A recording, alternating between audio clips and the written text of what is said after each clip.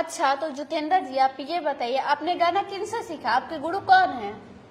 अच्छा गुरु, हमार गुरु कोनो साधारण आदमी ना रहस, बड़ी भारी गायक रहस, बड़ी भिखारी ठाकुर के नाम सुनत नहीं? क्या भिखारी ठाकुर? आप भिखारी ठाकुर के चेले हैं? ना, उनके बटैया खेत बोत रहे मुरारी ठाकुर, उनकर चेला है।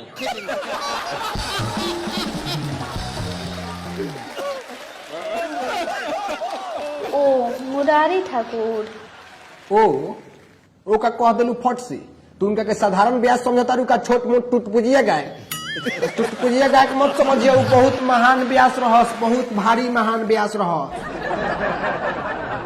तारा पता बा तू अंतिम सांस तक गवले हुआ अपना, अंतिम सांस तक, आ गावते गावते स्टेजे पर मर गईले।